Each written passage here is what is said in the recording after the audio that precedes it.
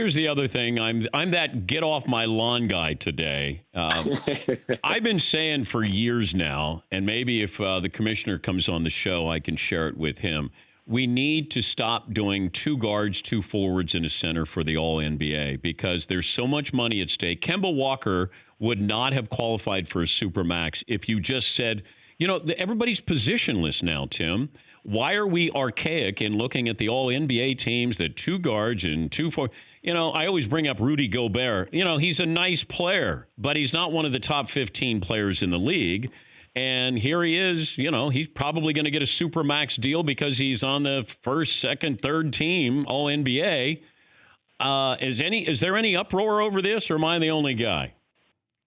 Well, for one thing, I think you could get Adam Silver on the show. So you could probably get him on and ask him. I feel confident about that. But in all seriousness, there are people who agree with you and think that it's crazy that it's not just picking 15 guys. I personally am okay with the way it's set up now. The way I look at it, over the course of the NBA history, the All-NBA teams have always been set up with 2 guards, 2 forwards, and a center. And I personally kind of like that if you go across the span of the league. Like, to me, that's always the thing that, as somebody who votes on these awards, that's always the thing that I care the most about. Because I think when you look at the course of the history of the league, that's a good what you can look back at, like the 1968 season, and you can kind of see who the best players are.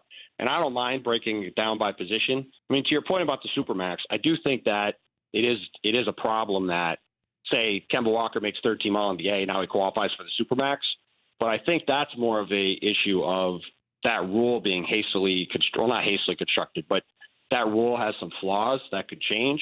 And I would rather change the flaws in the rule than change this. But look, if you told me that next year, right, we just voted on All-NBA and it was you pick 5 guys for first team, 5 guys for second team, and 5 guys for third team, I think that'd be fine. But for me, I like to go through it and see, all right, like this year there were, 5 forwards that were really good, right? There was Kevin Durant, Giannis, Kawhi Leonard, LeBron, and somebody else that I can't think of right now. And I like to go through and break down. Oh, and Paul George is the other one.